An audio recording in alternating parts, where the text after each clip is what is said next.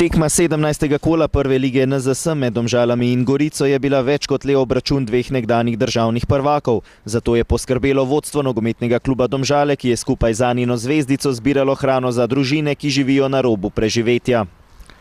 Jaz bi se ful rada zahvalila nogometnemu klubu Domžale in celotni organizaciji. Res sem zelo ponosna, da so oni v bistvu prva članska slovenska športna ekipa, ki tako zelo močno pomagajo pri Anini zvezdici. Danes pa smo na njihovi tekmi in če prineseš hrano, lahko dobiš zastonjno vstopnico. Tako da naslednja tekma je 24. novembra in upam, da boste prišli vsi. Spremljajte nas na Facebooku, na spletni strani in upam, da se vidimo v večjem številu. Hvala še enkrat vsem. Privrženci domžalskega kluba so se nadvse izkazali z dobrodelnostjo. Hrano z daljšim rokom uporabe so na blagajno stadiona prinašali z veliko mero ponosa. Ja, čudovito, da tudi za kaj takega poskrbijo, ne samo za nogomet. Čim večkrat je to treba narediti, ker nekateri res nimajo za tisto osnovno preživetje. Ja, prvič smo se lotili takega projekta, za prvič je bilo, mislim, da zelo uspešno.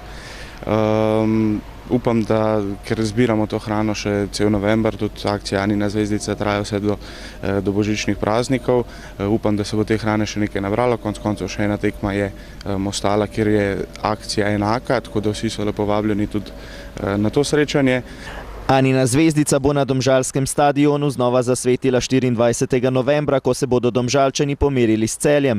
Prinesite najmanj 2 prehrambna izdelka z daljšim rokom uporabe in si tekmo oglejte brezplačno. Skupaj pomagamo družinam v stiski.